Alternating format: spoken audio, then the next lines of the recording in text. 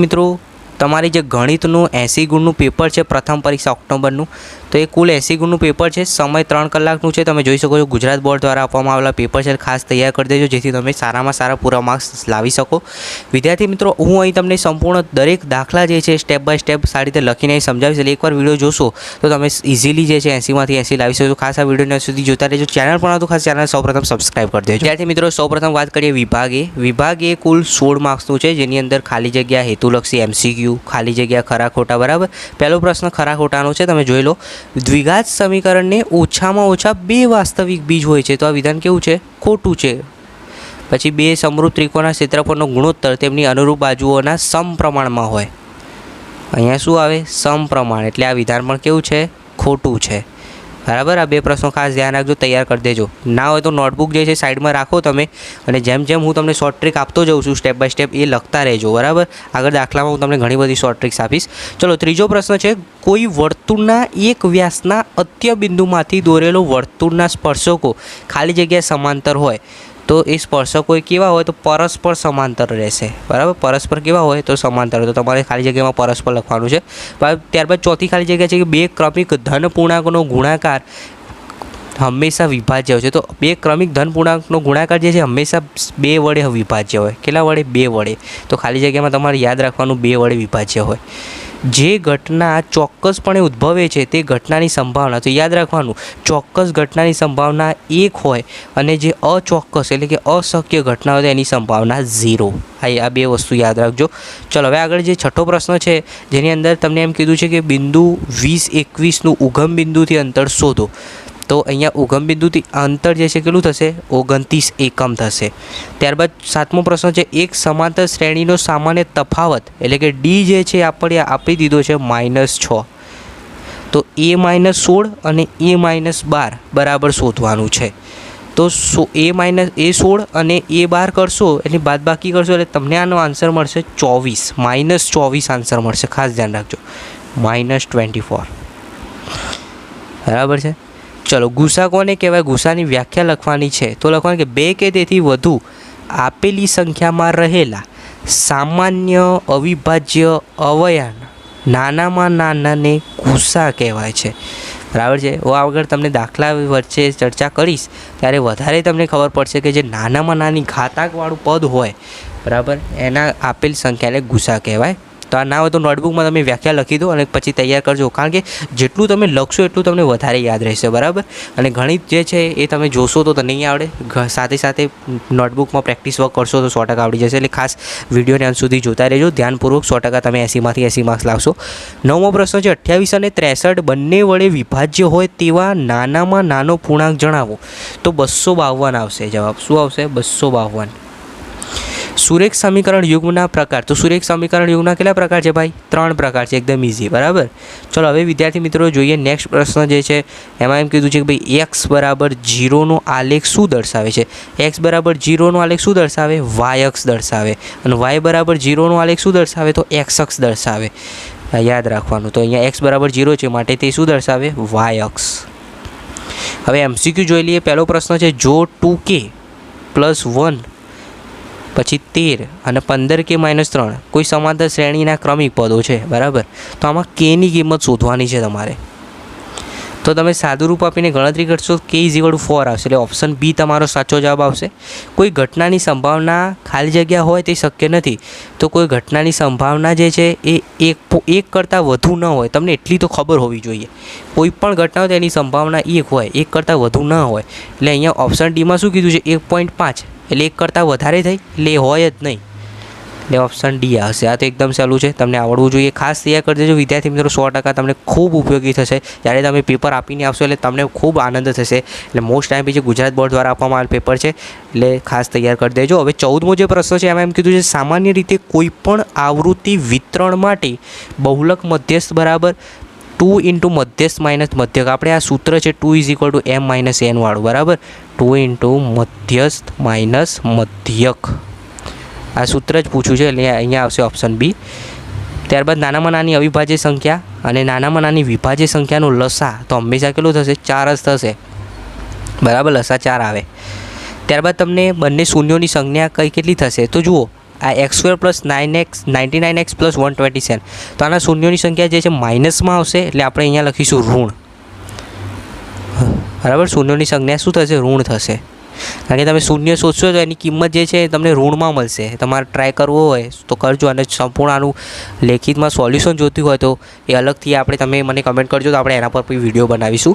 હવે ખાસ ધ્યાન રાખજો, વિભાગ એ આપણે જોઈ લીધું 16 માર્ક્સનું. હવે વિભાગ બી જે છે એની અંદર વિદ્યાર્થી મિત્રો 2 ગુણના 10 પ્રશ્નો છે. ખાસ ધ્યાન રાખજો, આ 10 પ્રશ્નો લખીને જ આવજો. ખાલી એકવાર વિડીયો જોશો તમને 100% આવશે, એટલે 20 માર્ક્સ તમારે અહીંયા મળી જશે. જો મેં અહીંયા મસ્ત રીતે બધા જ દાખલા સ્ટેપ બાય સ્ટેપ સમજાવેલા છે. પહેલું છે 96 અને 40નો ગુસા અવિભાજ્ય અવયવની રીતે મેળવો અને તે પરથી તેનો લસા શોધો. બરાબર છે, તો એના પરથી એનો લસા શોધીશું આપણે. તો 96 અને 404ના અવિભાજ્યમાં અવયવીકરણ, તો 96 = તો એના 2/5 થશે. અવયવ તમે અલગ પાડશો ત્યારે. અને 404માં 2/2 અને એને 101. હવે આપણે લસા શોધવો છે, તો આપણું સૂત્ર છે ભાઈ નીચે ગુસા કેટલા છે? 4. કારણ કે બંનેમાં તમે જુઓ સમાન શું છે, તો અહીંયા 2નો ઘન 2નો વર્ગ, કારણ કે એક સમાન સંખ્યા 2 અને એની ઓછી ઘાત લેવાની, એટલે 2 × 2 એટલે 2 દુ 4, એટલે ગુસા આપણને 4 મળ્યો. હવે લસા શોધવો છે, તો આ સૂત્રનો ઉપયોગ કર્યો. 96 × 404 / 4 કરીશું, તો આપણને અહીંયા લસા મળે છે 9696. બરાબર. આગળ જે વિદ્યાર્થી મિત્રો નેક્સ્ટ પ્રશ્ન છે, દ્વિઘાત સમીકરણ 6x² - x - 2ના 2 બીજ શોધવાના છે. બરાબર છે, તો હવે આપણે બીજ અથવા તો શૂન્ય શોધવાના છે. તો ખાસ ધ્યાન રાખજો આની અંદર કેવી રીતે કરવાનું છે. સૌપ્રથમ તો આ જે છે એનું સાદુરૂપ આપીએ, એટલે 2x + 1 અને 2x + 1 આપણે કોમન રાખીશું. ત્યારબાદ 3k - 2 × 2x + 1 થશે. હવે અહીંયા એક્સના મૂલ્યો જે છે આપણે ધારી લઈશું. બરાબર છે, તો 3x - 2 = 0 થશે. આના બરાબર 0, આના બરાબર 0 લખીશું, બંને શૂન્ય લખીશું. હવે અહીંયા x બરાબર 1 0 2/3 થશે, અને બીજું -1/2 છે. એટલે આના બીજ આપણને 2 મળ્યા, એક તો 2/3 અને બીજું બીજ મળ્યું -1/2. બરાબર, એકદમ ખાલી વિડીયો સ્ટોપ કરીને આ સ્ટેપ તમે નોટબુકમાં એકવાર લખશો ને તો બી તમને તરત જ ખ્યાલ આવી જાય. મેં એટલી ઇઝી રીતે અહીંયા સમજાવેલ છે, અને આના 2 માર્ક્સ છે. બરાબર, એટલે ખાસ તૈયાર કરી દેજો. હવે નેક્સ્ટ વિદ્યાર્થી મિત્રો જે પ્રશ્ન છે એની અંદર સમાંતર શ્રેણીનો પ્રશ્ન પૂછ્યો છે કે ભાઈ સમાંતર શ્રેણી 8, 14, 20, 26નું કેટલામું પદ તેના 41માં પદથી 72 વધુ હોય, એનું માટે આપણે શું કરીશું? એનું સૂત્ર છે ભાઈ, an = કયું પદ? 41મું પદ. એ 41 પદથી વધુ હોય એટલે અહીંયા પ્લસની નિશાની આવશે, એ પ્લસ એ 72. હવે એનનું આપણને સૂત્ર ખબર હોવી જોઈએ. આ જે એન છે એનું આપણને સૂત્ર ખબર છે કે a + n - 1 × d. બરાબર, ડી શું છે? તફાવત છે. તો જો મેં અહીંયા લખ્યું છે a = 8, d = 6. ડી એટલે આ બીજું પદ દાખલા તરીકે લઈ લઈએ 14, અને પહેલું પદ 14માંથી 8 જાય એટલે ડી આપણને 6 મળે છે. એટલે વચ્ચે જો 6 નો તફાવત છે. બસ, હવે એ કિંમત મેં આ સૂત્રમાં મૂકી અને n નીકળતા કરવાનું. આપણો n જે છે એ કેટલો મળે છે એના પરથી આપણે આ n પદ દર્શાવે છે, તો અહીંયા 53 મળે છે. બરાબર, તો આપેલ સમાંતર શ્રેણીનું 53મું પદ એ તેના 41માં પદ કરતાં 72 વધુ હશે. એટલે કયું પદ આવશે? તો 53મું પદ. બરાબર, એકદમ ઇઝી છે. બોર્ડમાં પણ તમે આ જ રીતે વ્યવસ્થિત લખ્યો એટલે તમને પૂરેપૂરા 2 માર્ક્સ ઇઝીલી મળી જાય. હવે વિદ્યાર્થી મિત્રો આગળનો જે પ્રશ્ન છે ખાસ ધ્યાન રાખજો. અહીંયા એમ કીધું છે, જુઓ, બિંદુઓ -1 અને 7. બરાબર, બીજું છે 4 - 3. એને જોડતા રેખાખંડનું 2:3 ગુણોત્તરમાં વિભાજન કરતા બિંદુના યામ શોધવાના છે. તો આપણે પહેલાં તો વિભાજન સૂત્રનો ઉપયોગ કરીશું. પહેલાં તો x યામ શોધીશું અને y યામ. તો મેં અહીંયા જુઓ ખાલી કિંમત મૂકી. x યામ આપણને 1 મળે છે, y યામ આપણને 3 મળે છે. એટલે આને કેવી રીતે દર્શાવાય? x યામ 1 એટલે 1 અહીંયા લખાય, અલ્પવિરામ પછી y યામ અહીંયા 3. બસ આ રીતે દર્શાવવાનું. ક્લિયર? ચલો, આના પણ 2 માર્ક્સ છે. એકવાર નોટબુકમાં જે છે આમાં વિડીયો સ્ટોપ કરીને મેં જે રીતે લખ્યું છે સ્ટેપ બાય સ્ટેપ લખજો. જો હું હજી પણ કહું છું લખશો તો જ તમને ફાયદો થશે, બાકી તમે એમનો વિડીયો જોઈ રહેશો તો કંઈ ખબર નહીં પડે, કારણ કે આ ગણિત છે એટલે તમારે પ્રેક્ટિસ કરવી જ પડશે. હવે આગળ જે પ્રશ્ન છે એમાં એમ કીધું છે જેના શિરા બિંદુઓ આપી દીધા છે તો ત્રિકોણનું ક્ષેત્રફળ શોધવાનું છે. તો ક્ષેત્રફળનું સૂત્ર છે આપણે એનો ઉપયોગ કરીશું 1/2 પાયો ગુણ્યા વેદ. બરાબર છે, તો પાયો ગુણ્યા વેદ એના આધારે તમે જુઓ, પછી એનું સાદુરૂપ આપો. તો અહીંયા આપણને 24. બરાબર છે, ચોરસ એકમ પાછળ એકમ લગાવવું પડશે એટલે 24 ચોરસ એકમ થશે. ચલો નેક્સ્ટ 2 ગુણનો પ્રશ્ન છે, સંભાવનાનો એક દાખલો છે, ખાસ ધ્યાન રાખજો. બોર્ડની પરીક્ષામાં પણ આ પેપર તમને ખૂબ ઉપયોગી થશે, કારણ કે હજી પ્રથમ પરીક્ષા તો હવે તૈયાર છે, પણ હવે હજી પણ તમારે બોર્ડની પરીક્ષા માટે સારો એવો સમય છે. એટલે આ બધા પ્રશ્નો બરાબર, આ ખાલી રકમ ઉલટફેર કરે, બાકી પેપર તો આ જ રહેશે, આ જ પ્રશ્નો હશે. એટલે આ રીતે રીત તમારે શીખવાની છે, રકમ ભલે ગમે તે આવે. હવે જુઓ, 2 ખેલાડીઓ સંગીતા અને રેશમા ટેનિસ મેચ રમે છે. હવે સંગીતા મેચ જીતીને તેની સંભાવના 0.65 છે. તો હવે પહેલાં તો આપણે શું કરીશું, તો જેમાં મેચ જીતે તેની સંભાવના, તો સંગીતા મેચ જીતે છે ને એની સંભાવના આપણને 0.65 આપી છે, બરાબર. હવે રેસમાં 0.65 એકમાંથી 0.65 બાદ કરીએ તો એટલી મેચ કોણ જીતશે, બાકી સંગીતા તો એટલી જીતે જ છે, બરાબર. એટલે વધ્યું કોણ, રેસમાં વધી. તો રેસમાં કેટલી મેચ જીતશે તેની સંભાવના શોધવાની છે. તો સિમ્પલ 0.65 તો સંભાવના આપી છે આપણને, ખબર છે કુલ સંભાવના કેટલી હોય, 1 હોય. 1માંથી 0.65 બાદ કરો તો બાદબાકી હું એ પણ તમને શીખવાડું, પોઈન્ટવાળી બાદબાકી. 1.00 માઇનસ 0.62. હવે પહેલું જુઓ, અહીંયા 9માંથી 2 જાય, અહીંયા પહેલાં તો 10 લઈશું આપણે, 10માંથી 2 જાય એટલે 8, અહીંયા બીજી વાર એટલે 9 લઈશું, 9માંથી 6 જાય એટલે 3, પોઈન્ટ એમને મૂકવાનો, અહીંયાથી 0 એટલે અહીંયા 0 એટલે 0.38 છે ને એકદમ દાખલો ઇઝી. ખાલી બાદબાકી કરો ને 2 માર્ક્સ લઈ જાઓ, બરાબર. ચલો નેક્સ્ટ, આ પણ પ્રશ્ન 2 ગુણનો છે. આની અંદર તમને એમ કીધું છે, આ પણ એક સંભાવનાનો જ દાખલો છે. તો તમે એકવાર ખાલી વિડીયો સ્ટોપ કરીને જોઈ લેજો, બરાબર, કારણ કે આપણે પછી બહુ ડિટેલમાં કરાવી જઈશું તો પછી સમય જે છે વધી જશે. એટલે ખાલી વિડીયો સ્ટોપ કરીને એકવાર નોટબુકમાં લખશો તો તમને 100% આવડી જશે. હવે વિદ્યાર્થી મિત્રો, આગળનો જે પ્રશ્ન છે જુઓ 24મો, એની અંદર પણ સંભાવનાનો દાખલો પૂછેલો છે, બરાબર. 2 ગુણમાં સંભાવના દાખલા વધારે પૂછાય, એટલે ખાસ ધ્યાન રાખજો, પૂરેપૂરા માર્ક્સ તમે લઈને આવજો. તો આ પણ એકવાર તમે જોઈ લો, સ્ટેપ બાય સ્ટેપ નોટબુકમાં લખતા રહેજો, બરાબર, જેથી તમને આખો દાખલો જે છે એ આવડી જાય અને ઇઝીલી છે. હવે આગળ જુઓ, 140 જે છે એના અવયવ ગુણાકારની રીતે આ રીતે પાડવાના. પહેલાં તો 140ના અવયવ, જો તમે આવું વૃક્ષ ના બતાવને આવડતા લખો ને, દાખલા કે જુઓ 140 તો 70 દુ 140, 35 દુ 70, બરાબર. પછી 5 સિત્તા 35. હવે જો મેં આ રીતે લખી દીધું, પછી 7 એકા 7, તો આના અવયવ કેટલા થયા, 2 2 5 7. આ રીતે લખો તો પણ ચાલે. 2 કેટલી વાર આવ્યા, 2 વાર, 5 × 7, બસ આટલી રીતે બતાવવાનું છે, એકદમ ઇઝી. આના 2 માર્ક્સ છે, ખાલી અવિભાજ્ય સંખ્યાઓ ખાલી આ રીતે દર્શાવવાની છે. એના પછી આ દાખલો છે ગુસા અને લસા શોધવાનું છે. તો અહીંયા ગુસા 6 થશે અને લસા તમે જોઈ શકો છો. હવે આનું સાદુરૂપ આપીશું. નેક્સ્ટ તમે જોઈ શકો છો, આનું સાદુરૂપ મેં આપી દીધું. તો આનો લસા કેટલો મળશે, 360, બરાબર. એકવાર ખાલી તમે નોટબુકમાં લખશો, તમને ખાલી મેં એવી રીતે સ્ટેપ બાય સ્ટેપ લખ્યું છે ને, મારે સમજાવવાની જરૂર નહીં પડે, એકદમ ઇઝી જ છે, બરાબર. બહુ ડીપમાં સમજાવી જઈશ તો વિદ્યાર્થી મિત્રો તમારો ખોટો સમય બગડશે, કારણ કે અત્યારે તમારો સમય પણ ઉપયોગી છે. તમે જાણો છો કે પેપર એકદમ નજીક છે. હવે વિભાગ સી જે છે એ જોઈએ, તો વિભાગ સીની અંદર વિદ્યાર્થી મિત્રો 3 ગુણના પ્રશ્નો છે. 3 ગુણના તમને 8 પ્રશ્નો પૂછાશે, એટલે ટોટલ 24 માર્ક્સ અહીંયા આપણને મળશે. 80 ગુણનું પેપર છે અને વિભાગ સીમાંથી જ આપણને 24 માર્ક્સ મળે, ખાસ ધ્યાન રાખો. પહેલો પ્રશ્ન છે, સાબિત કરો કે √7 અસમય છે. તો આપણે આની સંપૂર્ણ રીત દર્શાવી દઈશું, બરાબર છે. તો જે વર્ગમૂળમાં 7 છે અસમય છે એ દર્શાવી દેવાનું છે. ત્યારબાદ બીજો દાખલો જુઓ, અનંત અને આવૃત દશાંશ નિરૂપણ ધરાવતી સમય સંખ્યા P/Q સ્વરૂપમાં. આ P/Q સ્વરૂપનો એક દાખલો 100% હોય છે દરેક પરીક્ષામાં. હું ગુજરાત બોર્ડની વાત કરું છું, ગુજરાત બોર્ડની પરીક્ષામાં પણ આ હોય છે, એટલે ખાસ તૈયાર કરીને જજો. પ્રથમ પરીક્ષામાં તો પૂછવાનો છે, પણ આવનારી પરીક્ષા ગુજરાત બોર્ડ માટે પણ તમને ઉપયોગી થશે. વિડીયો સ્ટોપ કરીને એકવાર લખી દેજો, બરાબર, નોટબુકમાં. હવે વિદ્યાર્થી મિત્રો, આગળ જે 28મો પ્રશ્ન છે એની અંદર તમને શું કીધું છે જુઓ, જેના શૂન્યોનો સરવાળા અને ગુણાકાર અનુક્રમે સરવાળો -3, આનો મતલબ શું થયું, સરવાળો ગુણાકાર કેટલો કે 2, તો દ્વિઘાત બહુપદી મેળવો. તો x² થશે +3x + 2 ABC. આ 3 પદ મેળવ્યા. જુઓ મેં આ પહેલાં આલ્ફા અને બીટા લઈ લીધું, આના આધારે ABC પદ મેળવ્યા. હવે ABC પદ મળી જાય એટલે આપણું દ્વિઘાત સમીકરણ આપણે જાણીએ છીએ, x² + 3x + 2, બરાબર. a² + b + c. આ રીત ખબર હોવી જોઈએ તમને, બરાબર. વિદ્યાર્થી મિત્રો, હજી સુધી તમે ચેનલ સબસ્ક્રાઈબ ન કરો તો જુઓ નીચે CR એજ્યુકેશન લખ્યું છે, એની બાજુમાં સબસ્ક્રાઈબનું લાલ બટન આવું છે, એ દબાવી દેજો, કારણ કે હું તમને દરેક વિષયના પેપર સોલ્યુશનના વિડીયો તમને સૌપ્રથમ મળતા રહે, બરાબર. ચલો હવે નેક્સ્ટ જે છે 29મો પ્રશ્ન, સરેખ સમીકરણ યુગ્મના પ્રકાર વિગતવાર જણાવો.